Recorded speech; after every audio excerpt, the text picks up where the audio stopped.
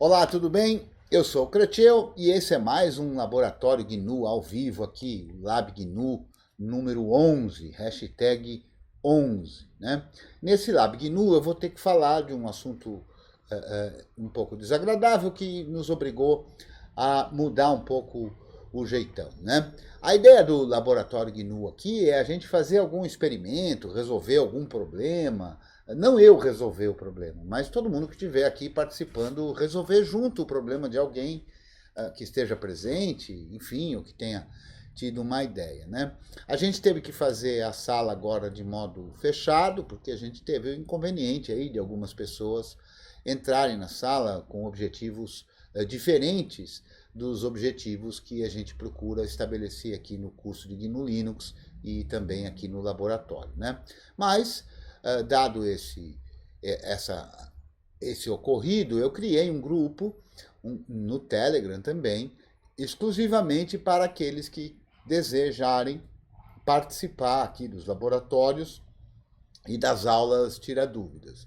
Então, a cada aula e a cada laboratório, lá neste grupo, eu vou passar qual é que é o endereço da sala, qual é que é a senha e assim por diante. Mas eu quero reiterar que a participação continua gratuita, não é cobrado, o vídeo continua livre, porque ele está sendo gravado e será disponibilizado, né? Então, se você quiser participar aqui com a gente ao vivo, entre em contato comigo e tudo, que a gente é, vai colocando lá no grupo e tal, para que você possa participar também, mas que ao mesmo tempo a gente consiga minimizar as chances de ter gente que venha a atrapalhar o nosso trabalho, a nossa diversão e o nosso lab GNU aqui, né? Eu quero dizer que se você está gostando aí dos laboratórios, das aulas, você pode nos apoiar, indicando o vídeo, né? Compartilhando esse vídeo, né? Se você está assistindo esse vídeo através de alguma plataforma, pode fazer lá o joinha para que o vídeo tenha relevância e alcance mais gente, né? O objetivo não é aquela história de youtuber, né? Aquela história de, Não, Deus. de, de, de ganhar cliques e coisas desse tipo, mas como missão de fazer o material alcançar mais gente e trazer mais gente para o lado do software livre, trazer mais gente para o lado do uso do computador com segurança, com firmeza, o lado do conhecimento, né? Se você puder e quiser nos dar uma ajuda, uma colaboração voluntária em dinheiro, ela pode ser feita também através da leitura aí dos QR Codes, né? E que também Aqui, ó, estará legal, vou aqui criando, ó. na descrição Parece do muito. vídeo, né? Lembrando que nas mídias sociais eu sou o @Creteu e que a gente tem aí um grupo de apoio aqui ao curso de GNU Linux com o Debian do professor Creteu no Telegram, que é o t.me barra curso GNU, né? Então, sem mais papo furado, avisos dados, vamos lá para o nosso laboratório aí e quem já tiver alguma ideia pode se manifestar. Antes que eu me esqueça, né, porque já ia me esquecendo, fui muito bem e novamente lembrado aqui, avisar que nós temos uma sala, nós que eu estou dizendo, nós usuários e usuárias, ou utilizadores e utilizadoras do sistema operacional GNU, né, temos uma sala que utiliza o protocolo XMPP, né, e eu vou deixar de novo, como sempre faço aqui na descrição do vídeo, né, são os usuários GNU, salas.suchat.org, né, então uma sala para os usuários GNU. Muito obrigado, Dalzaker, pela sua lembrança, você já percebeu que eu sou esquecido, né, mas é isso aí. Então vamos lá. Quem é que tem aí a ideia de um laboratório, alguma coisa nesse sentido? Comando utilizar. Ah, o Tiago me perguntou isso no grupo, não foi, Tiago? Ó, lembrando que você pode interromper, que você pode falar, né? Aquela história de ficar mudo foi só para fazer aquela apresentação. Agora nós já estamos no laboratório, então vamos fazê-lo da forma mais natural possível, né? O Tiago me perguntou lá sobre como faz para copiar um arquivo para uma máquina virtual, né? Então, Tiago, tem muitas formas de fazer isso, né? Uma porção de formas de fazer isso. Eu vou mostrar uma delas aqui, eu vou acessar o servidor que a Virgínia, muito obrigado, Virgínia, nos cedeu, né? Que é o Creteuzinho, que é ela que colocou esse nome aqui, querendo fazer aí uma homenagem, né? Um carinho, né? Que é muito bacana, né? Mas é nesta máquina, neste servidor, é que estão algumas máquinas virtuais, né? Posso até mostrar uma delas aqui, vamos mostrar uma delas aqui. Vamos abrir aqui, ops, vamos, não está funcionando?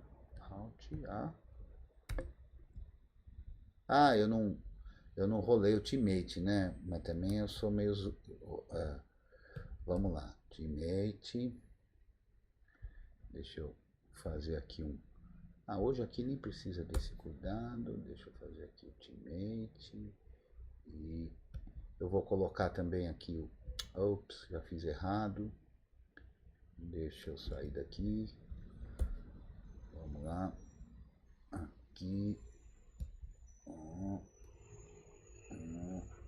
aqui, pronto.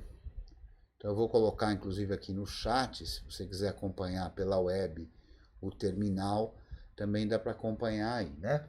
Então, Teammate rodando, eu vou acessar lá o servidor da Virgínia e vou abrir uma outra telinha aqui. Pronto, agora sim. E vou acessar uma máquina virtual que a gente tem lá, que chama Clovis. Então, aqui nesse terminal de baixo, Tiago, tem a máquina Clovis.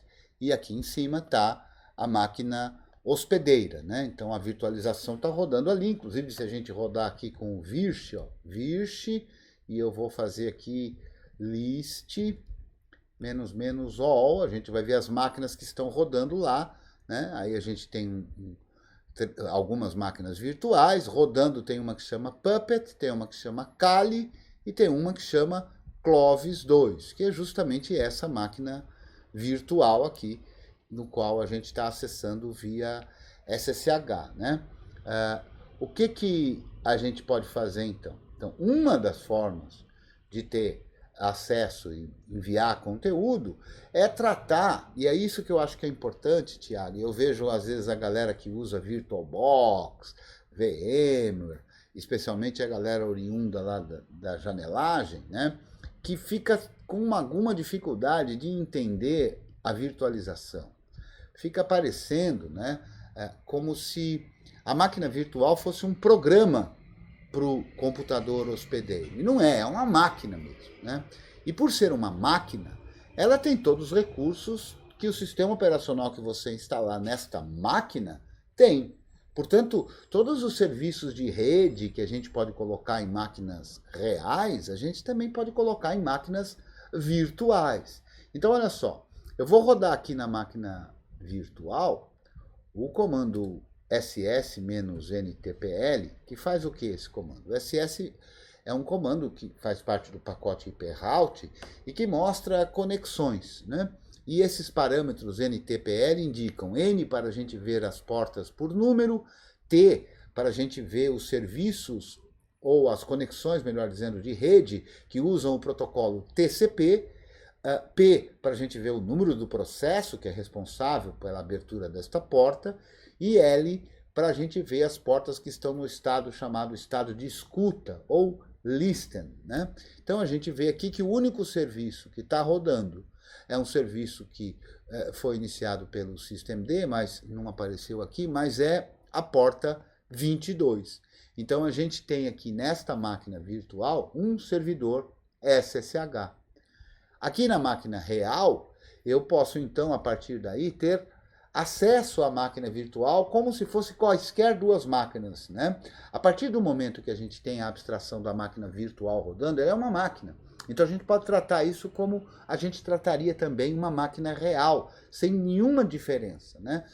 Cada máquina que a gente tem com o sistema operacional tem um IP, né? Vamos ver qual é o IP dessa máquina? Uma das formas aqui na virtualização é o Virch net DHCP Lysis e a rede virtual que tem lá, que é a rede default.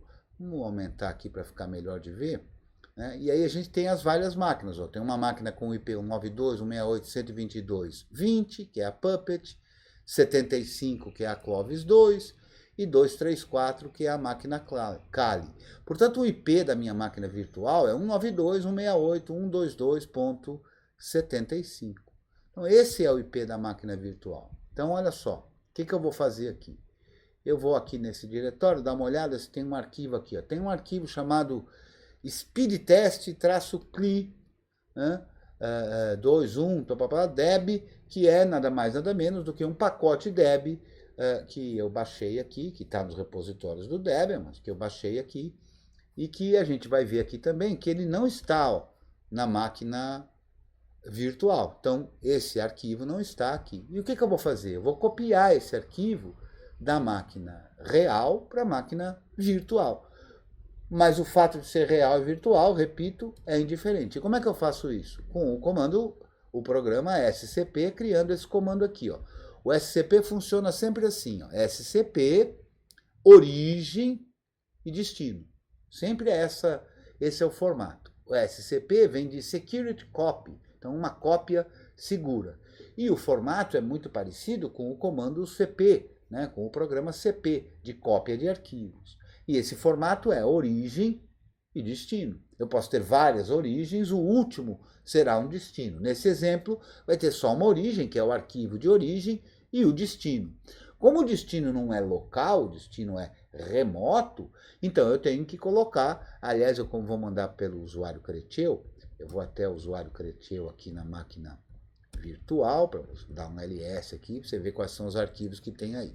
Então, o que eu vou fazer aqui? SCP, arquivo de origem, e o destino. Como o destino é remoto, eu vou indicar o usuário, né? Por quê? Porque aqui eu estou usando toda a poderosa rotinha, por acaso, né?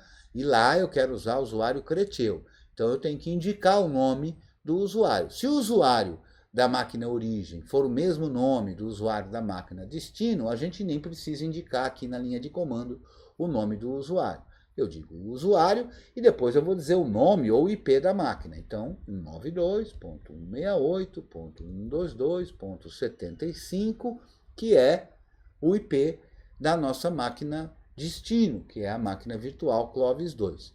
Muito bem, feito isso, eu tenho que dizer para onde eu vou copiar.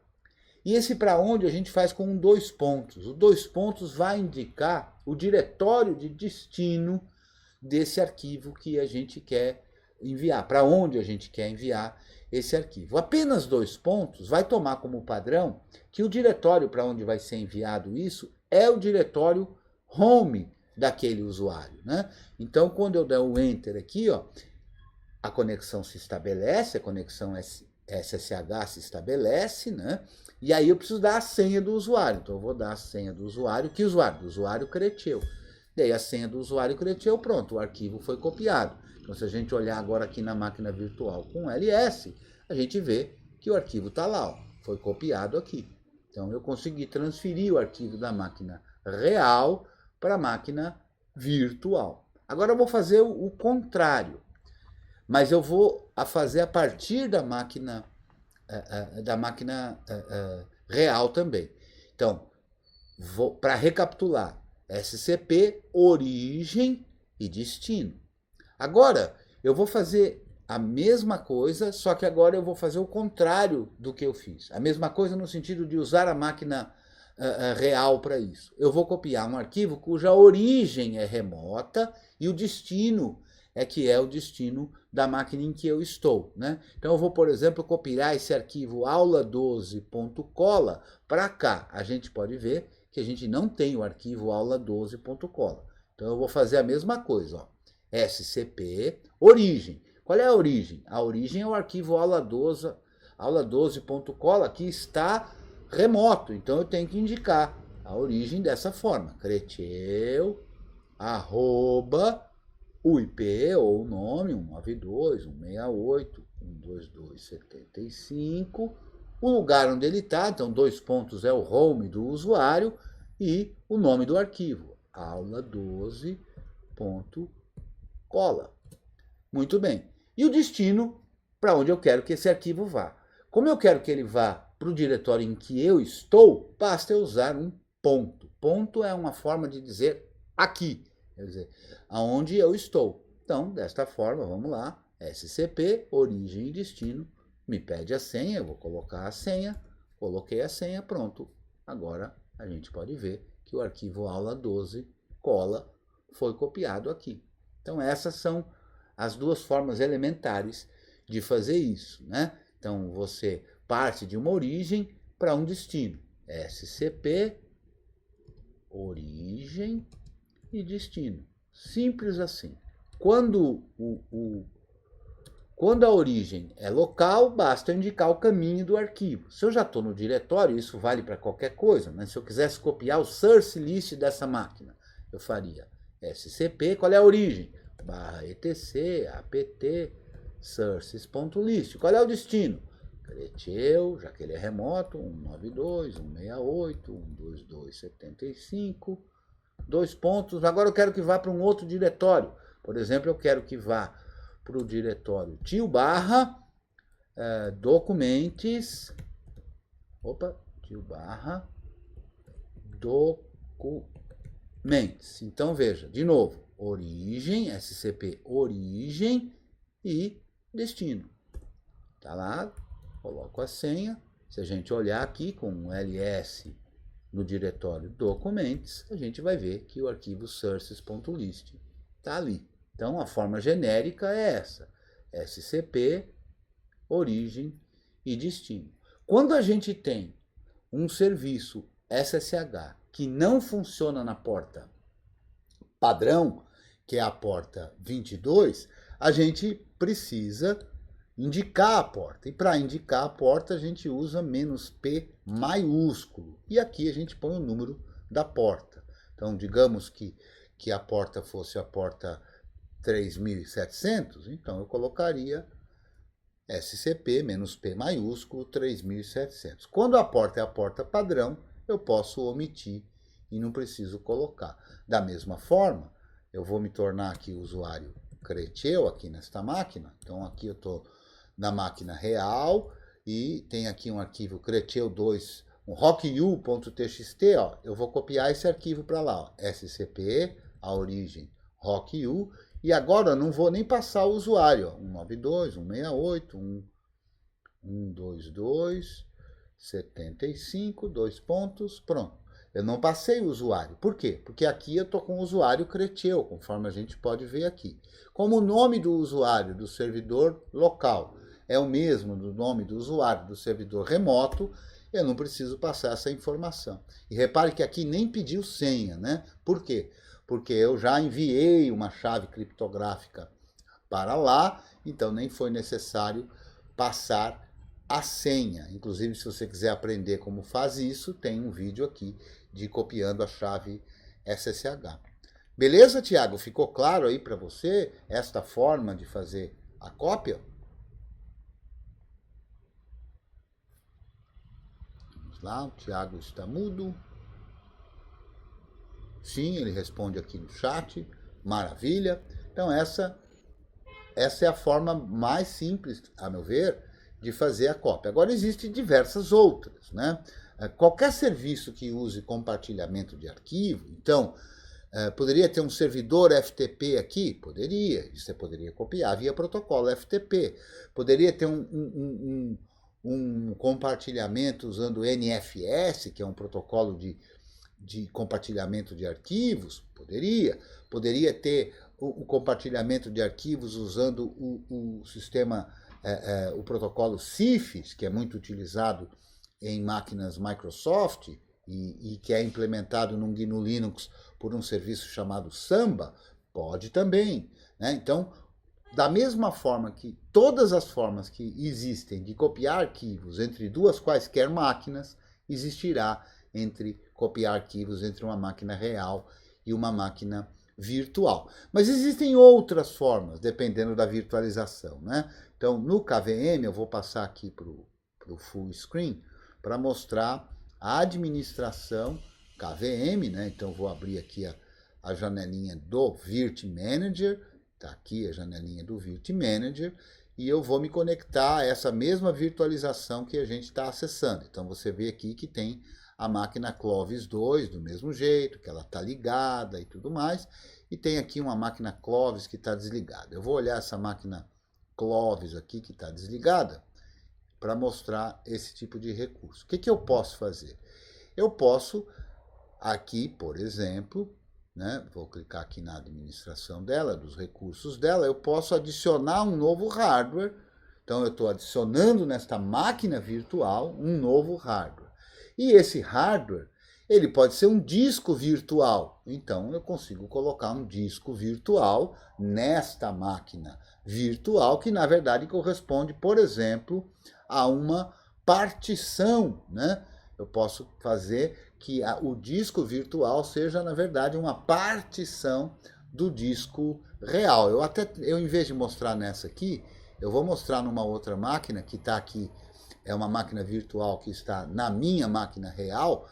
Eu nem vou colocar ela para rodar, mas eu vou mostrar aqui, ó, que a máquina chama Debian 10, e a gente vai ver que tem um disco dela, que é esse disco 2, que na verdade, ó, é um dispositivo, dev, disk, by ID, e isso é o quê? É uma partição da minha máquina real.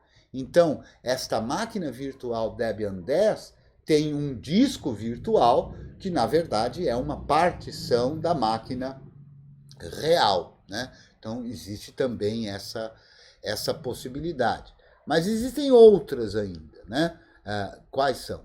A gente pode, por exemplo, colocar um pendrive, né? Então, eu posso, inclusive, colocar um pendrive, ó, colocar aqui um dispositivo USB real, como se ele tivesse conectado à máquina virtual.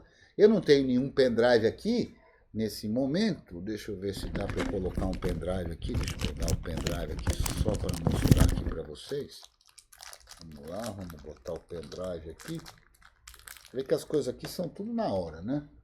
Vamos ver se esse pendrive vai funcionar. Não sei se qual é o dos que tá bom aqui. Era lá. Vamos lá, pendrive. Vamos botar esse aqui. Vamos ver se ele tá ok aqui. Vou botar um pendrive. Coloquei o pendrive. Pronto, deixa eu ver aqui. Vamos ver se ele apareceu. Eu vou chamar aqui a minha telinha, vou sair da máquina virtual, vamos rodar aqui um tail-f. Opa, tem que ser toda poderosa rotinha. Vamos lá. Eu vou colocar aqui um tail-f para a gente acompanhar. Vamos tirar o pendrive. Não deu certo esse pendrive, vamos colocar um outro. Tá aqui colocado o outro, também não está dando certo.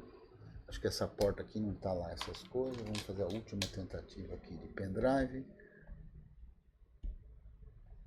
Não está colaborando aqui. Não, mas não é tail-f, né, que eu tinha. Journal ctl-f. Olha o pendrive. Tá ali o pendrive bonitinho. Então esse SDB é um pendrive. Então vou voltar de novo lá na virtualização. E vou voltar de novo aqui em adicionar um hardware. E esse hardware é um dispositivo USB. Não apareceu aqui. Eu acho que isso só acontece quando o pendrive está antes. Deixa eu ver. Dispositivo USB o host, mas ele não está aparecendo aqui. Não sei por que motivo. Vamos fazer o seguinte. Vou fechar isso aqui. Não sei por que não apareceu, né? Aquelas coisas que acontecem quando a gente vai fazer demonstrações, né? Vocês já estão cansados de saber que isso acontece. Vamos aqui de novo, vamos ver se ele precisa reler alguma coisa aqui, né?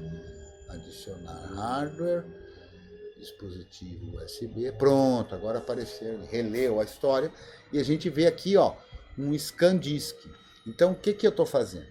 Eu estou colocando um dispositivo real para ser conectado diretamente na máquina virtual. Desta forma, né, se eu der boot nessa máquina virtual, eu vou ter possibilidade de encontrar esse dispositivo que é o pendrive real. Então eu consigo também, desta forma, fazer transferências de arquivos, né? Eu considero que o mais bacana, sob o ponto de vista da didática, para você aprender e saber lidar com servidores e essa coisa toda, usar esse formato que eu mostrei inicialmente, que usa serviços de rede, né? Porque isso vai atender também outras tantas condições do mundo real, aí, lidando com máquinas em lugares diferentes. Mas você também pode optar por essa outra forma, que também vai funcionar de boa. Beleza? Tudo tranquilo? Então vamos lá, Luiz. Manda aí a sua sugestão. Acho que já está claro essa da cópia dos arquivos, né? Não sei se ficou alguma dúvida. Professor, referente à cópia do SCP, Pois se eu não. estou transferindo um arquivo muito grande e cair a conexão, eu consigo reiniciar ele da onde parou? Então, esse Ou não? é um Ou tem alguma problema. outra forma, um RSync, alguma coisa? Você Não sei. pode também fazer por rsync, seria mais adequado para uma circunstância desse tipo, porque o rsync ele funciona tanto de modo, como eu falei, tem muitas formas de fazer isso, né? O rsync funciona tanto de modo local, né, entre diretórios e tal, mas ele também funciona por SSH. Então você pode usar o rsync por SSH, que a coisa vai ficar um pouco melhor. Embora o rsync, cara, ele também não continua, sabe? O rsync só continua uma cópia de uma porção de arquivos, né? Mas não arquivo por arquivo, né? Arquivo por arquivo a coisa seria um pouco mais complicada de fazer, viu? Talvez arquivo por arquivo a gente poderia pensar que uma forma que certamente funcionaria é se o destino rodasse, por exemplo, wget e na origem, onde está o arquivo, eu rodasse um servidor web, né? Porque aí a gente pode usar um wget-c, né, para baixar esse arquivo, né? Então, conforme eu disse, tem uma infinidade de maneiras para fazer a coisa, né? Normalmente, como a gente estava falando originalmente, a pergunta dizia respeito à cópia entre máquina real e máquina virtual, né? Então, entre máquina real e virtual, salvo se a máquina, uma das máquinas for desligada ou coisa parecida, você normalmente não vai ter nenhum problema de instabilidade de rede, né? Porque essa rede é toda virtual, está tudo acontecendo dentro da máquina, efetivamente, né? Então, eu imagino que você não vai ter muito problema aí, né? Agora, eventualmente, se for alguma coisa que precisa ser feita muitas vezes, né, Diego? Então você pode encontrar aí uma outra forma, né? Como essa que eu falei, de usar um dispositivo virtual, representando uma partição. Na verdade, existe. É que as possibilidades são inúmeras, né? E aqui no laboratório eu acho que a gente não consegue mostrar todas, né? Mas existe a possibilidade também de você compartilhar um diretório, através da virtualização, compartilhar um diretório, né, da máquina real para ser enxergado na máquina virtual. Mas eu confesso para vocês que eu não gosto desse tipo de forma. Por quê? Porque ele é muito específico de uma única virtualização. Cada uma tem um jeito de fazer isso. E eu acho que ele acrescenta pouco para a ideia do aprendizado e tudo que é meu foco principal aqui, né? Então eu prefiro usar os serviços de rede que eu acho que são mais adequados. Mas você está livre aí para escolher, né? Uhum. Mas existe essa forma também de E, compartilhar diretórios direto pela virtualização. Mas eu confesso que eu não gosto, não. Beleza? e de repente, Pois não. beleza, mas de repente, não sei, talvez por conhecimento mesmo geral, existe algum tipo de ferramenta do Debian que eu posso levantar um servidor HTTP somente para disponibilizar um arquivo e desfazer ele? Alguém Existe. conhece algum serviço desse tipo? Existem muitos, eu acho que a forma mais fácil é essa aqui, ó, que é do Python, né? Que é o Python simple, acho que é assim, HTTP, deixa eu colar, que fica melhor. Cadê simple? Tá aqui, ó, Python-m simple HTTP server. Então, essa forma eu coloco para funcionar um servidor HTTP. Se eu não passar a porta padrão vai ser a 8080, se não me engano. Nem tá aqui nessa máquina, nem tem esse recurso. Eu acho que Python 3, professor. Oi? Tem que ser o Python 3. Mas aqui Python é Python 3. A mensagem não diz isso. A mensagem diz que ele não tem esse módulo aqui. Né? Eu acho que mudou para HTTP Server. Quer ver? O nome do módulo. http.server, vamos ver, porta 8080. Não sei se precisava indicar a porta. Pronto, tá lá. Ó. Desta forma eu tenho agora então na minha máquina aqui um servidor web funcionando na porta 8080. Repara que inclusive um usuário regular faz isso, né? Como a porta é acima de 1024, o padrão é um usuário regular poder fazer isso, né? Então, desta forma, é uma forma possível, sem precisar ficar instalando milhões de coisas e tudo. Né? Tem aí um servidor web, eu já usei muitas vezes isso também para fazer o compartilhamento, né? Acho que era isso que você queria, né, Diego? Não, é isso aí mesmo. Vamos ver se o Simple papapá só precisava passar a porta. Não, o módulo, pelo visto o nome do módulo mudou, viu? E olha só, Luiz, USR, bin, Python. Ele aponta para o Alternatives Python, né? Então, se eu olhar aqui agora, /etc, Alternatives Python, a gente vai ver que é o Python 3, tá? Então, quando eu ponho Python aí, eu estou pondo Python 3. Mas o módulo mudou, tanto que ele está lá no meus alfarrábios lá para dessa outra forma aqui, ó. E o senhor consegue compartilhar algum arquivo aí e buscar na máquina remota esse arquivo via wget, assim, só para demonstrar? Sim, podemos fazer isso. Vamos Como lá, é que então. seria isso? Vamos lá. Então eu vou aqui na máquina Clovis, né? Porque assim a gente está na mesma máquina, né? Está aqui na máquina Clovis.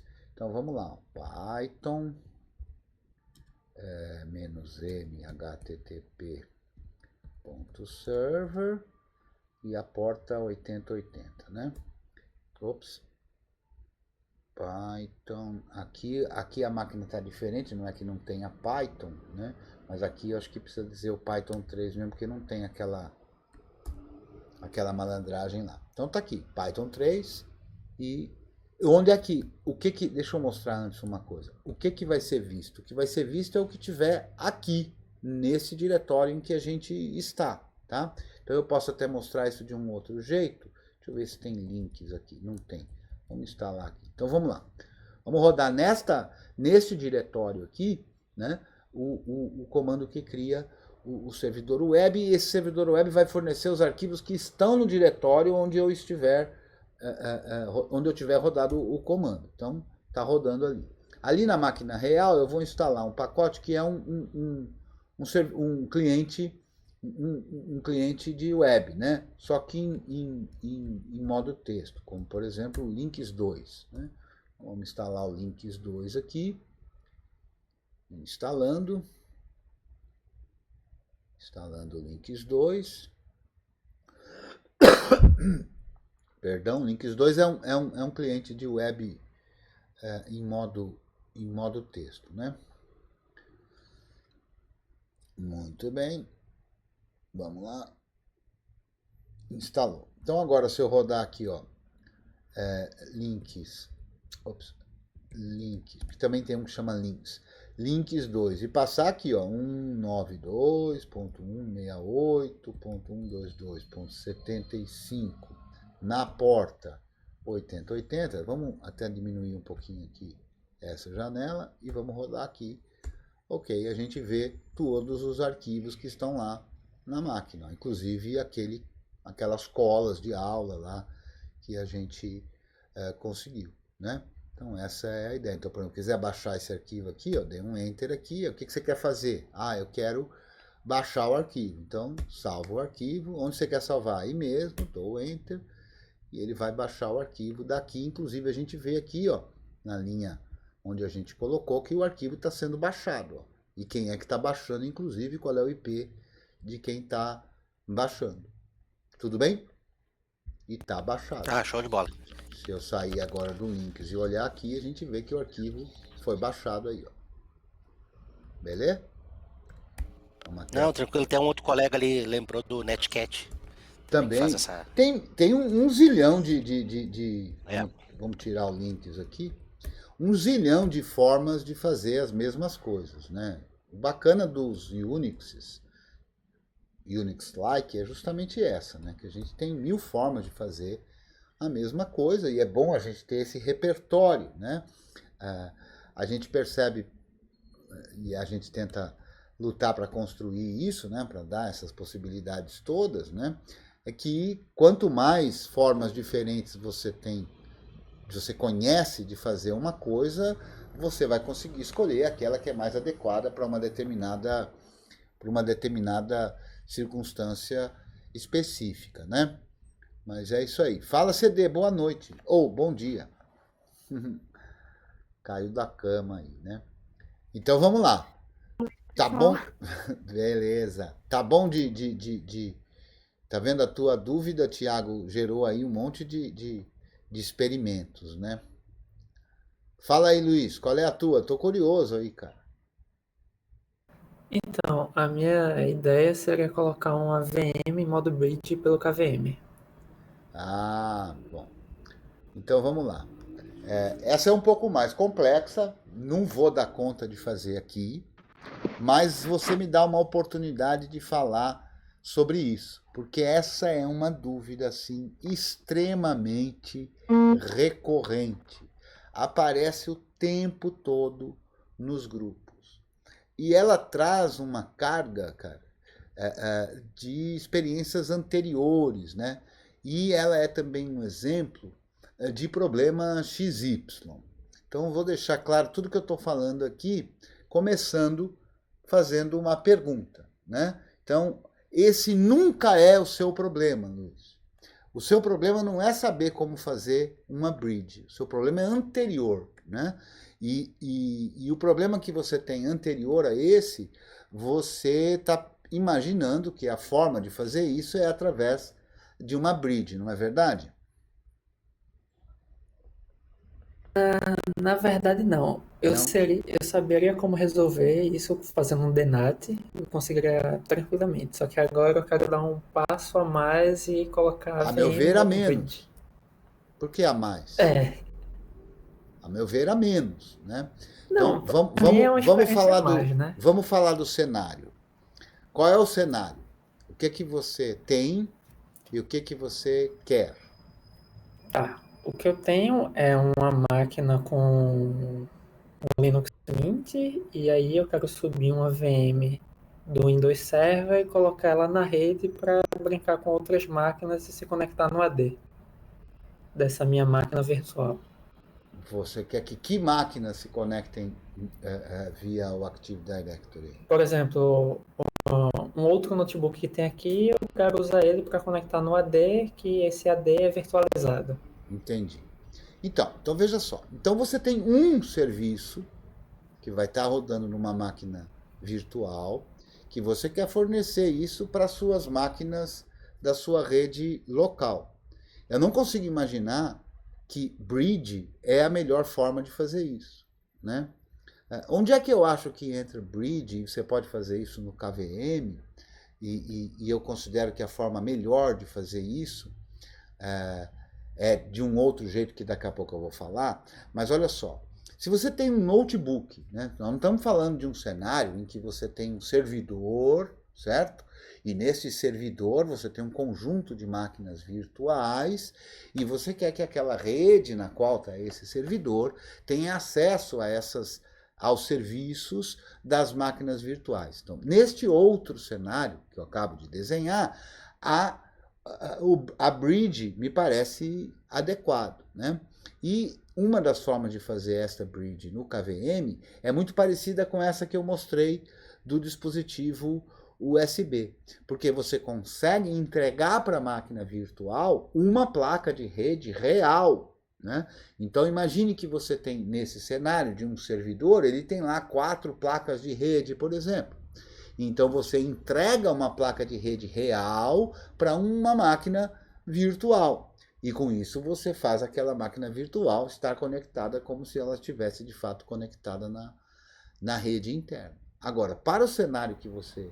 É exatamente isso que eu pretendia fazer, dedicar placa, minha interface de cabeada para essa VM. Então, isso você consegue fazer sim, usando um dispositivo. Então, se a gente olhar lá, vou botar aqui no full screen de novo, né? E vamos aqui. E a gente tem uma. É que aqui eu não tenho essa máquina, né? Essa placa de rede cabeada, né? Mas eu vou mostrar do mesmo jeito como é que seria. Então, olha só, aqui eu posso vir aqui, colocar um novo hardware, e nesse novo hardware, olha só, dispositivo PCI. Então imagine que aqui eu posso ter, eu não tenho, mas você vai enxergar aí a sua placa de rede PCI. E você, desta forma, pode entregar essa placa de rede PCI para a sua máquina virtual. De modo que na sua máquina virtual, quando você rodar, por exemplo, cliente de HCP, essa requisição de HCP vai sair pela própria placa real e vai encontrar, por exemplo, o seu roteador na sua rede com um servidor de HCP. Né? Se você, ao invés de usar um cliente de HCP, você na máquina virtual que usa a placa real estabelecer o IP de modo estático, quando você tentar uma comunicação, o protocolo ARP, que é o protocolo utilizado para saber qual é o MAC address disso, de aquilo, esse protocolo ARP vai enviar o pacote pela sua máquina real, né? E aí você vai ter colocado ela a sua máquina virtual na sua rede local. Então esse é um dos funcionamentos. O que a gente vê, eu vejo assim, um monte, então eu enxergo esses dois cenários, né? O cenário mais complexo, em que a gente está falando de um servidor, e que aí eu acho que a forma melhor não é também o bridge, eu acho que a forma melhor é entregar a placa mesmo, mas se for por bridge, tem uma forma de fazer isso também, né, que é mais complexa aqui em termos de configuração, que eu não consigo mostrar aqui num laboratório rapidinho aqui não. Né? A outra forma é por NAT, que me parece bem adequado quando a gente está falando de um servidor, uma VM, e a gente tem uma máquina que é um desktop ou um notebook, quer dizer, uma coisa mais caseira, né? Eu acho muito mais simples e muito mais adequado usar NAT para isso, né? Um redirecionamento de porta para fazer isso. Beleza? Mas, de novo, Beleza. tem mais de uma forma de fazer essa história. Né? Fazer o NAT não é assim uma coisa trivial, não é que seja difícil, mas você vai ter que fazer vários comandinhos aí, eu não sei eles de cabeça e nem tem um tutorial pronto. Vou ficar devendo um tutorial pronto para fazer isso aí. Tá? Mas o que me pega é que o que é que eu percebo? O pessoal que está acostumado a usar VMware, o pessoal que está acostumado a usar VirtualBox, tem uma facilidade enorme de fazer isso. Mas aí tem uma dificuldade grande de interconectar as máquinas virtuais. Aí quando passa a usar VM, né, o KVM, aliás, com as máquinas virtuais, aí no KVM é muito simples as máquinas virtuais conversarem entre si. Né?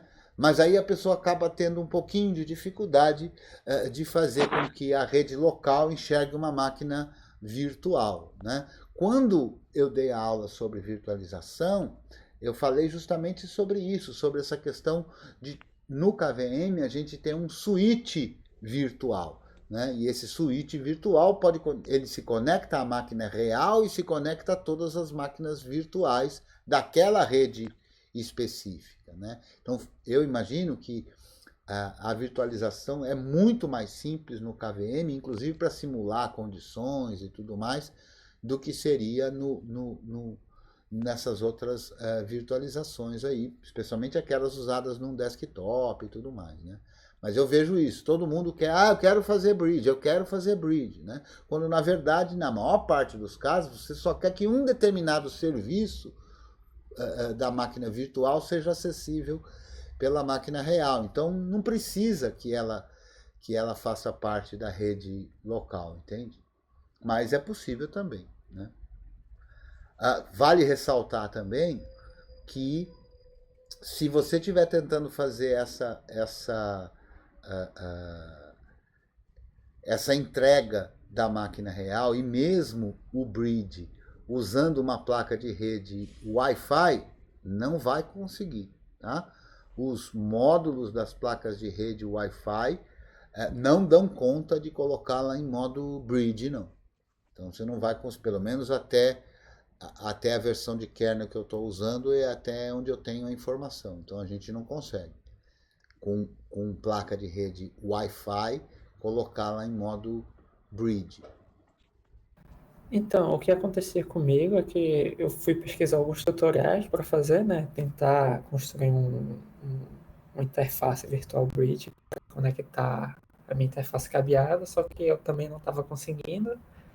E aí, essa sugestão que você mostrou de dedicar dentro da VM a interface física já resolveria o problema. Com certeza. Resolve mesmo. E aí você consegue colocar a máquina na rede, né? Enfim, fazer aí o que... Ô, Roupa, temos a visita do Simplex. Tudo bom, Simplex? E enfim, então é uma outra forma de fazer isso aí. Eu acho que é legal também, Luiz. Infelizmente, na ideia do laboratório aqui, eu não vou conseguir demonstrar nenhuma nem outra, porque nem nessa máquina, nem na minha máquina eu tenho uma interface para poder mostrar isso, nem tampouco na máquina virtual aqui na máquina real, remota que eu estou usando para fazer a virtualização, também não tenho como mostrar isso no laboratório. Talvez a gente possa combinar em um outro momento, Luiz, para a gente fazer um laboratório específico para isso, desde que a gente tenha uma máquina com essas condições e pode eventualmente Pode utilizar a minha própria máquina. Pode até ser na sua isso aí, né? Mas eu não sei será que a gente consegue rapidamente fazer essa conexão aí da virtualização e tudo? Você tá conectado? Eu acho melhor deixar para um outro laboratório. Eu também acho, porque aí a gente tem tempo de preparar isso bonitinho, né? E fazer, mas fica aí um desafio aí pra gente fazer. Pode contar comigo aí, eu estou à disposição, é só a gente combinar mesmo que a gente faz esse laboratório aí, eu acho que vai ser interessante também. Beleza? Beleza.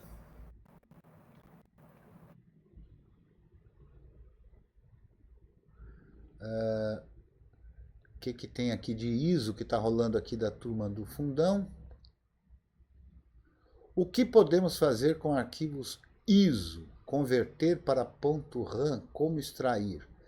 Então, Tiago, é importante você sacar, para você entender isso, que um arquivo ISO é um arquivo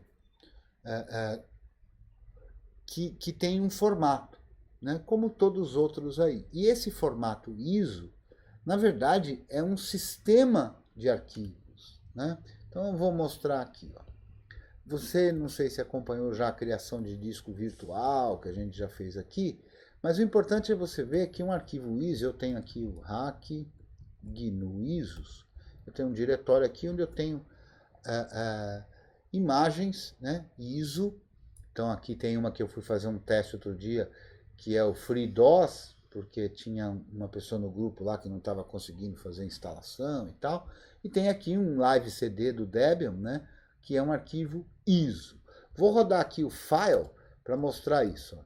File e o nome do arquivo, ele lê o cabeçalho do arquivo. E esse cabeçalho ele diz, olha, isso é um arquivo do formato ISO 9660. E o que é o ISO 9660? É um formato de sistema de arquivos misturado, inclusive, com partição.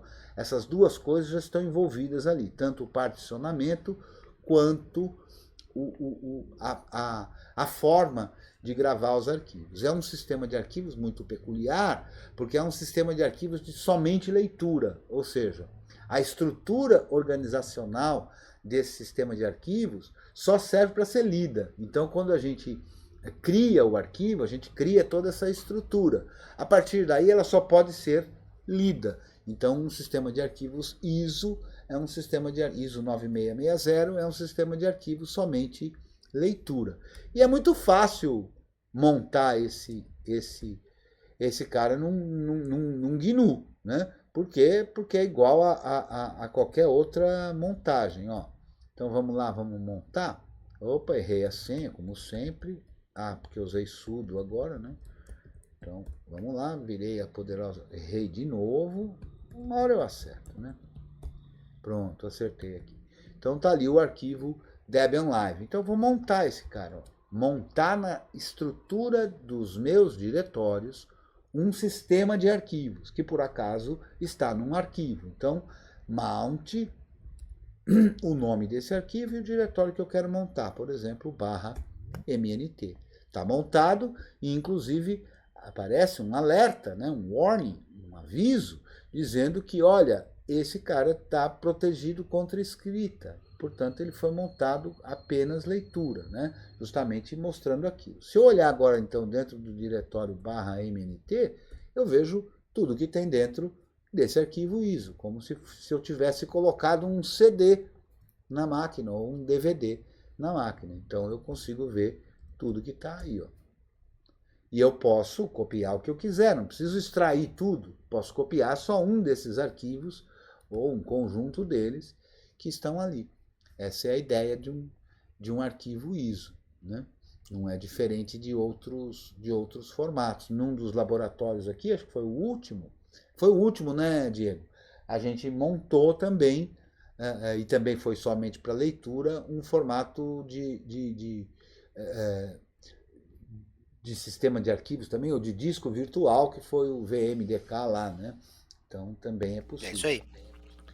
Então, desta forma, a gente pode fazer isso. Existe uma forma, deve ter uma forma de extrair tudo isso, eu não conheço. Você sabe, Adonai, se tem uma forma de já abrir tudo isso assim de maneira automatizada? Eu não conheço, mas é bem capaz de ter. Vamos ver se o Adonai está respondendo ali. Ah, inclusive eu adivinhei aqui, Tiago, era a sua pergunta, se tinha como extrair como se fosse um ISO.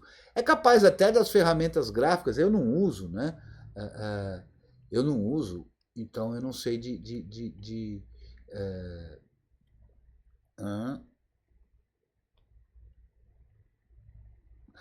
sim, né? Quando a gente quer colocar, diz o Adonai aqui, se a gente quer fazer com que isso vire, por exemplo, um pendrive, né, de boot, a gente não extrai, a gente faz o dump do disco mesmo, usando o DD, né, disk dump. A gente copia tudo isso para o dispositivo, para que ele preserve toda a estrutura, né? Porque um sistema de arquivos, e especialmente esse que envolve particionamento, ele não é exclusivamente um conjunto de arquivos, ele tem toda uma estrutura. Então, se a gente quiser fazer um pendrive bootável para ele se comportar igual se comportaria o pendrive não, o CD ou o DVD, a gente precisa ter a garantia da integridade dos mesmos formatos, com os mesmos dados e tudo mais, né? Então o DD serve para isso de boa. Deixa eu conferir aqui. Boa noite, Veritas. Boa noite, Blau. E vamos ver aqui, eu vou compartilhar aqui de novo o full screen, só para mostrar aqui para vocês. Eu não estou habituado a isso, mas vamos experimentar, né? Vamos experimentar para ver se a gente consegue, por exemplo, olhando aqui com o Kaja, né, o nosso gestor de arquivos, né, que você vê que ele nem tem uma janela especial para ele, de tão pouco que eu uso. Vou mandar ele aqui para a janela 7 e vou até a área de trabalho 7, está ali. Então, vamos lá. Ele está no hack, GNU, e está aqui ISOs, e está aqui aquele mesmo arquivo lá, né? Então, se eu clicar aqui, vamos ver como é que funciona.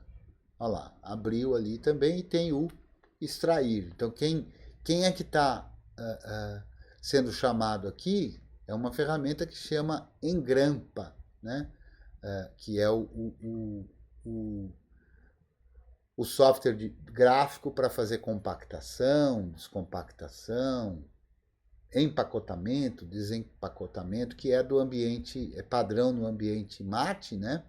mas é o que eu uso aqui. Então é o Engrampa, né? E nem mostro, que ele chama aqui do nome genérico, que é compactador de arquivos, né? Mas ele é o Engrampa. Então aí aqui tem essa possibilidade de fazer tanto um arquivo específico, né? Posso querer pegar só um determinado arquivo ou extrair todo o conteúdo, também dá para fazer assim, né? Mas, de novo, eu gosto sempre de deixar claro, né? Nenhum problema de você usar interface gráfica, nenhum problema.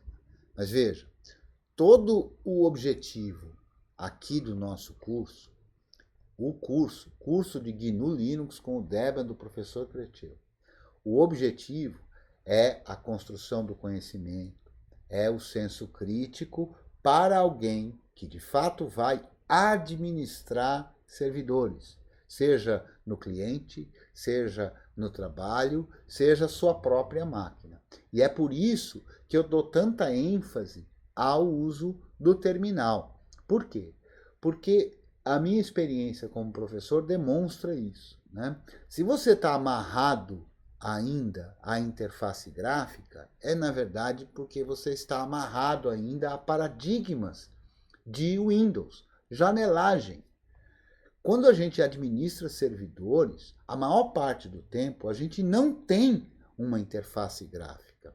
A interface gráfica coloca um grau de dificuldade na coisa, não de facilidade, que aparentemente num primeiro momento você pode pensar que está tendo facilidade, quando na verdade é dificuldade. Por quê? Porque se eu estou fazendo uma administração remota, se eu precisar fazer essa administração remota usando interface gráfica, isso implica em mais banda, isso implica em um protocolo específico para isso, né? E é por isso que eu dou essa ênfase tão grande no uso do terminal, por dois motivos. Um é esse, que eu acho que a gente deve se preparar para isso, porque para quem vai administrar por aí afora, o uso do terminal é imprescindível. Boa parte, eu costumo sempre brincar que nenhum servidor que presta tem ambiente gráfico, só para tirar onda com a janelagem, né?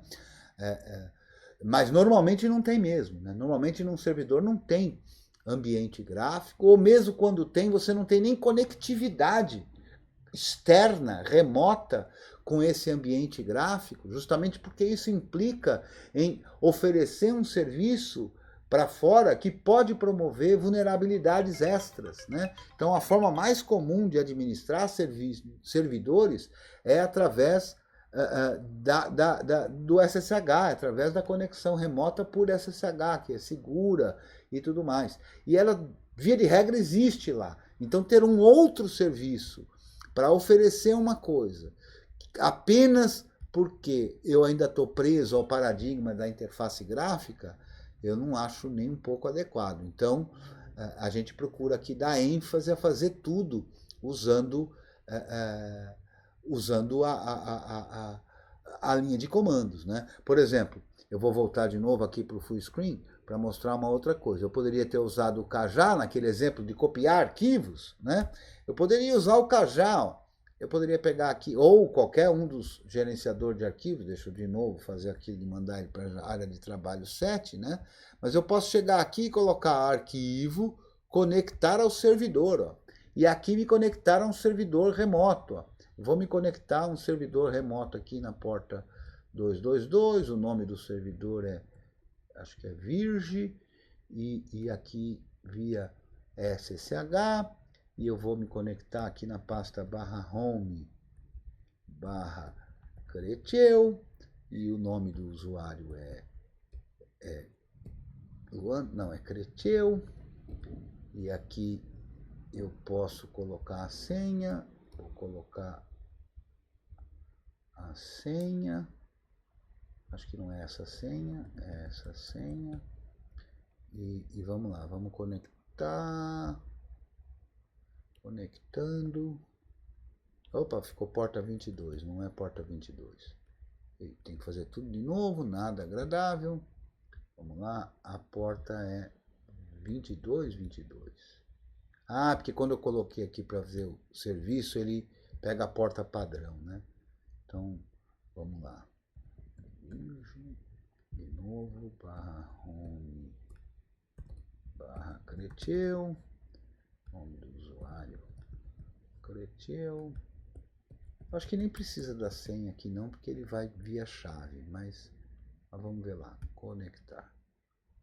E conectou e acho que abriu numa outra janela. Cadê ele? Conectou nada. Fechou na minha cara. Olha que danado. Olha, foi pau aqui, brabo. Ô, beleza, hein? Ô, Blau, culpa sua aí, hein? Deu pau brabo aqui. Então vamos mostrar diferente aqui num aqui que eu sei a porta direitinho. Vamos lá de novo com o Kajá. Mas que interessante, tá vendo? Usar essas coisas dá nisso, né? Então vamos lá, arquivo, conectar o servidor. Eu vou conectar o servidor que é o próprio localhost, tá? Só para mostrar como é que a coisa pode ser feita. Vamos ver se vai dar certo aqui. Tio barra, vamos conectar aqui. Verifique detalhes do usuário, vamos colocar o nome do usuário, vamos de novo, continua. Verifique os dados do usuário, precisa botar a senha, vamos colocar a senha, continua, conectando. Ele não gostou dessa forma de representar a pasta, vamos /home, para ver como eu uso isso, hein? Tente novamente, pronto. Então, eu posso fazer uma conexão remota, né? Por acaso aqui está na mesma máquina, mas eu fiz uma conexão remota aqui usando a interface gráfica e aqui eu tenho acesso aos arquivos, diretórios e posso copiar da mesma forma. Então tem muitas formas de fazer, né? Eu sempre sugiro a gente se livrar da necessidade da interface gráfica, né? Eu sei que para quem está começando, às vezes pode ser difícil e tal, mas eu garanto para vocês, não é difícil, é só diferente talvez do que a pessoa esteja acostumada, né? Mas eu acho que vale a pena tentar se habituar com isso, vale a pena esse esforço, porque isso vai ampliar as possibilidades de maneira assim extraordinária, né? E a interface gráfica, ela amarra você. A interface gráfica, ela prende você às escolhas que aquele que desenvolveu a interface gráfica fez e que não necessariamente atende tudo que você quer, né? Então, se você quer alguma coisa especial que, além de usar o que foi pensado pelo programador, tem alguma coisa que o programador não pensou, quando você usa a interface em linha de comandos, quando você usa o shell, né? Com o shell tem alguns princípios, o shell no Unix-like tem alguns princípios de concatenação de conteúdos, quer dizer, a saída de um programa pode ser a entrada de outro programa, né? E todos esses recursos, então a gente consegue criar alguma coisa rapidamente que atenda à nossa necessidade. A interface gráfica não dá. Se você usa um programa que tem interface gráfica e você quer um recurso que não foi implementado nesse programa com interface gráfica, você não tem o que fazer ali rapidamente, a não ser que você implemente essa funcionalidade no programa com interface gráfica. Então é muito mais difícil, né? Então o shell é muito poderoso e, inclusive, aproveitando disso, eu quero recomendar, como sempre tenho feito aqui, que você acompanhe os cursos lá da comunidade DebXP, aproveitando que o Blau está aqui na sala, então debxp.org, e dentre os vários cursos que tem lá, livres para você fazer, existe o curso de GNU, do Shell GNU, né? Então aí você vai se aperfeiçoar aí no uso do terminal, do Shell e tudo mais, e conseguir fazer essas mirabolâncias aí e conseguir ser produtivo no terminal, né? É claro que quando o terminal é um negócio assim, para quem está vendo pela primeira vez, né, que ele te mostra um cursor e ponto, né? É feito uma folha de papel em branco, né? Então você tem um lápis na mão, uma folha de papel em branco, você tem que escrever o que você quer escrever, né? Quando a gente tem uma interface gráfica, sempre tem alguma coisa pronta lá para a gente sair clicando e descobrir, né? Eu gosto muito da interface gráfica, estou usando a interface gráfica aqui para poder ter esses vários terminais, as várias áreas de trabalho, para poder participar de uma videoconferência e tudo. Então, acho que a interface gráfica ela é muito útil para essas coisas, mas para outras, eu acho que ela é pouco útil. Ela limita o usuário, né? Então, cuidado com a aparente inicial facilidade, né? É muito comum, e eu já vi muito isso acontecer. Veja, eu dou aula de GNU há quase 20 anos, né? Há quase 20 anos, portanto, eu tenho contato com quem está começando, né? E eu percebo que muitas vezes a gente vê alguém que, justamente porque não quis dar esse esforço inicial, fica preso àquele outro paradigma e não evolui. Porque não tem jeito. Para ser administrador, você tem que saber lidar com essas coisas, porque às vezes é só o que temos. E também porque ela é muito poderosa, né? Então, se você não enfrenta essa, digamos assim, dificuldade inicial para ultrapassar esse paredão que se estabelece, né? Eu vejo muita gente, usuário que usa GNU há anos e está preso ainda como se ele estivesse usando um software que só tem interface gráfica, um sistema que só tem interface gráfica, né?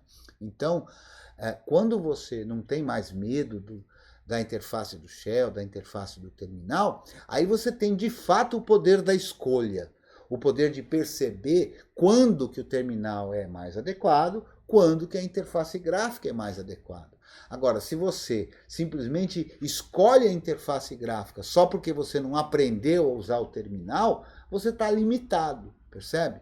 Você está apenas escolhendo aquilo que é da tua área de conforto, aquilo que você sabe, né? Então, é claro, você tem um problema para resolver e você ainda não sabe resolvê-lo no terminal, se vira, meu velho, vai atrás de resolver do jeito que der para resolver e tá tudo em ordem ser assim, né? Mas aproveita esse espaço que a gente tem aqui para você poder aprender, se dedicar e aprender a usar de maneira confortável o terminal, que isso vai te dar aí, vai te ampliar as possibilidades de trabalho, de gerência e tudo mais. Boa noite, Kobe. Seja bem-vindo também. E é isso aí, vamos lá. Alguém tem. Virou tirar dúvida isso, né? Que só eu falo, ninguém está fazendo nada, ninguém está trampando, ninguém está dando ideia aqui. Viram aqui, não sei se você chegou a ver, Kobe, deu um segmentation fault aqui no Kajá, ó. Vou até tentar reproduzir ele aqui. Vamos lá vamos logo para a área de trabalho 7. Vamos abrir o Kajá aqui. Eu vou tentar aqui reproduzir se dá. Ah, não, mas aqui eu não vou ver o segmentation fault. Não, Clotilde, você está vacilando, né? Vamos abrir aqui no terminal. Vamos lá, Kajá. Abrir o Kajá, vamos jogar ele para outra área de trabalho. Tá lá na outra área de trabalho. E vamos aqui, ó, arquivo. Mas é algum vacilo mesmo, porque eu coloquei alguma coisa errada aqui, né? SSH, porta 2222, servidor. Isso aqui, deixa eu dar uma olhada se é esse mesmo o IP. grep, esse é o mesmo nome, aliás, etc hosts, é isso mesmo. Então, vamos lá. Tá aqui, a porta tá certa, /home, /Cleteu, usuário, Cleteu, conectar. Verifique os detalhes do usuário, vamos pôr a senha. Continuar. Eu não sei o que foi então. Alguma coisa boba lá. Ó, lembra que aqui é aquela mesma máquina que a gente acessou no começo da aula, né? A máquina que tem as virtualizações. Então, tá aqui.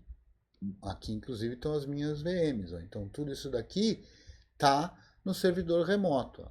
SFTP, que é como é chamado, isso aqui é através do SSH, né? No protocolo SFTP aqui. E a gente tem aqui remotamente. Então, aqui não deu. Eu acho que não está compartilhado, professor. Oh, não está compartilhado? Achei que eu estava na tela. Oh, estúpido.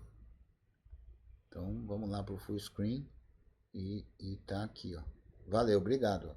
Então, eu não sei o que tinha dado aquela hora, estamos aqui via Kajá, né, que é o gerenciador de arquivos aqui do Mate, e estamos via SSH, do protocolo SFTP, conectado lá, e estamos vendo aqui arquivos do mesmo jeito que fosse local, e tudo, pelo gerenciador de arquivos gráfico aqui, inclusive abri um arquivo aqui, ó, que está sendo aberto pelo GIMP e tal, era um arquivo de imagem, né, e tá ali, que está remoto, inclusive, né. Então, só que a gente pode salvar remoto, enfim, coisa todo desse tipo, igual qualquer gerenciador de arquivos aí, para quem curte gerenciador de arquivos gráficos, né? Então, é possível copiar desse jeito também, Thiago, que tinha dado segmentation fault aí, sei lá por quê, mas que agora não deu, né? Foi só para fazer passar vergonha e para a vergonha ficar registrada aí, né? É isso aí. Quem é que tem mais sugestões aí para a gente brincar? Quanto tempo nós temos aqui? Opa, 1h10. Tá um bom tamanho também. Professor, Pois mudando não. um pouquinho agora de tema agora, ferramentas para monitoração e desempenho de disco físico. Algum pacote nativo, assim, do próprio Debian? A gente tem que pegar alguma Eu coisa do acho repositório? O que...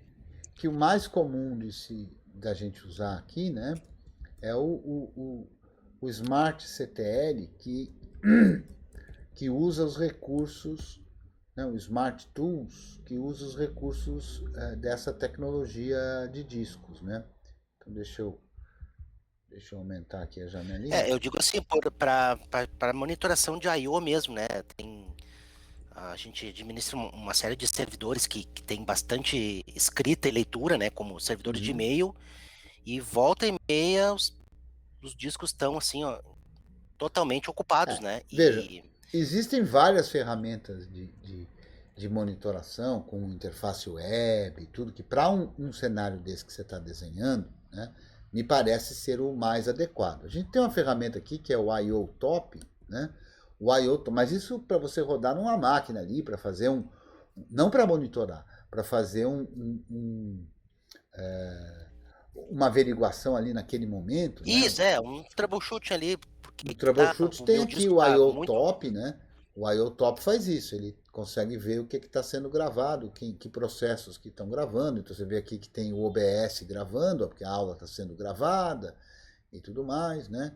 É como se fosse um top, só que ao invés de processos ele está vendo leitura e escrita em disco, né? Então o I/O Top serve para você fazer um monitoramento ali rapidinho, você pode passar por um processo específico e tudo mais, né? O IOTop atende bem para isso. Agora, se você está falando de uma infra mesmo, aí tem vários outros recursos de servidor de monitoramento para você fazer todo esse tipo Os de Zabbix coisa, né? seria um exemplo, né? O Zabbix, com certeza, é muito utilizado, Luiz. Para tudo isso, não para só para O Zabbix, ele é livre É ou livre, não? sim. É livre. É Sim, livre. sabe? Eu até digo assim, ó, por uma questão assim de entender que um disco físico pode estar, sei lá, com algum problema de Então, para leitura. você ver a questão de problemas, as ferramentas do Smart Tools, né? Então, deixa eu ver aqui que eu não sei de cabeça também, né? Como sempre, né? Mas ó, cadê Smart aqui que eu acho que eu tenho aqui? Não tem. Acho que é o Smart CTL, né? Eu nunca sei de cabeça essas coisas, sabe? Me perdoem aí, mas é isso mesmo. Vamos lá. Smart. Aqui nem está instalado. Aqui eu sei que está.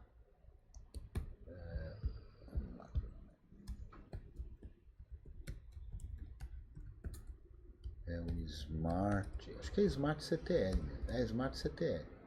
Então, ó, Smart CTL, menos help. A gente tem aqui, ó, Smart CTL All, que aí mostra todas as informações e o disco que a gente quer olhar. Então, com o Smart CTL, a gente vê informações bem técnicas aqui do disco, né? Então, sobre é uma tabela aqui enorme, né? quando é que ele prevê que vai ter uma falha, o valor de leitura, a flag, a quantidade de tempo que ele já ficou ligado em horas, a quantidade de ciclos, tem um monte de atributo aqui que até a ferramenta não conhece, né? Então, esse tipo de tecnologia, que é do Smart Tool, usando aqui o Smart CTL, se você analisar isso, você consegue meio que perceber que o disco está degradando, né? E a partir daí tomar as medidas ativamente, né? Proativo, né? Então você consegue fazer isso de maneira mais proativa aí, e prever e resolver a questão, né? Mas é muito diferente de monitoramento, né? Monitoramento tem ferramentas para isso, como o Luiz falou, o Zabbix, não sei, é uma delas, né? Então aqui no Smart CTL tem um bocado de opções aqui para fazer testes mais demorados, menos demorados, mexer em características, inclusive, de funcionamento disso, é bem legal, né? Tem uma que eu acho, já que o assunto é completamente outro, mas que vai nessa linha, né? Do mesmo jeito que tem o top, né? O top, para a gente ver. Deixa eu fechar aqui para ficar mais visível. Tem o top para a gente ver processos e tal que estão consumindo memória, processamento e tudo na máquina. Tem o I/O top para a gente ver os processos e tudo, mas em consideração de perceber o que está acontecendo com acesso a disco, leitura e gravação. E tem o Power Top. O Power Top também é bem legal, tem a mesma ideia, mas sob o ponto de vista do consumo de energia elétrica, né? Então você consegue ver um dispositivo que está consumindo mais a energia elétrica e tal. Isso eu acho bem interessante para você poder fazer certas medidas aí, ver se as coisas estão funcionando de acordo e tudo mais, que eu acho também bastante legal essa ferramenta para você fazer certos tunings, né? No teu notebook e tudo, né? Isso tem tudo a ver com o notebook, né? Acha que a tua bateria está consumindo muito rapidamente e tal, então você tem eventualmente condição de fazer essa análise aqui para descobrir o que está acontecendo e, enfim, chegar para uma condição melhor aí, né? Então, nessa mesma linha de monitoramento, tem isso aí. Beleza? O que temos aí para ver mais? Beleza. Fala, Vitor. Pô, mas hoje virou como se fosse tira dúvida, né? Ninguém trouxe. Quer dizer, o Luiz trouxe, mas no fim acabou que a gente não conseguiu fazer tudo em tempo, né, Luiz? Mas tá bom. É isso aí. Mais alguma? Ou vamos nos encaminhando aqui, como diria Blau Araújo, para a gente ficar aí no período adequado para fazer a sincronia. Lembrando sempre que a gente continua na sala para mais bate-papos, para quem quiser, né? Mas então eu acho que é isso aí. Vamos encerrando aqui por hoje. Lembrando que toda terça-feira a gente está aqui no LabGNU, no software de videoconferência chamado meet.git.si/LabGNU, essa é a nossa sala, e que desde o dia de hoje essa sala tem uma senha, mas que é fornecida lá no nosso grupo, né? Então, faça parte do nosso grupo, solicita lá que você quer participar, que aí a gente coloca você no grupo específico das aulas ao vivo, e aí você vai ficar sabendo qual é a sala, qual é a senha, quando ela estiver disponível. E também vai poder usar esse grupo para trazer sugestões de laboratórios, para trazer sugestões de perguntas para a gente fazer nas aulas de Tira Dúvida.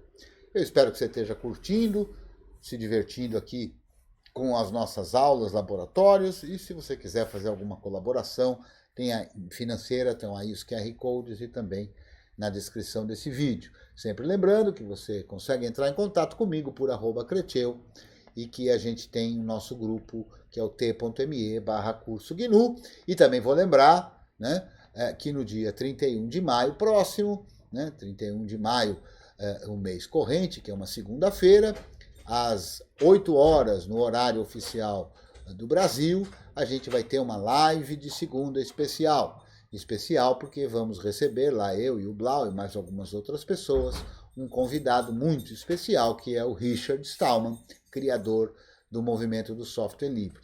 Né? Então eu espero que você possa comparecer e curtir lá o papo que a gente vai fazer com o Richard Stallman. Esse papo vai ser todo em inglês, mas posteriormente a gente vai soltar o vídeo também legendado, caso você tenha a dificuldade de compreensão do idioma inglês. Né? Eu espero que você compareça lá e curta, como imagino que a gente vai curtir. Então, com isso a gente encerra o laboratório de hoje. Eu espero você num próximo laboratório, numa Tira Dúvidas, ou numa aula aí, ou em algum laboratório extra. Um abraço e até lá!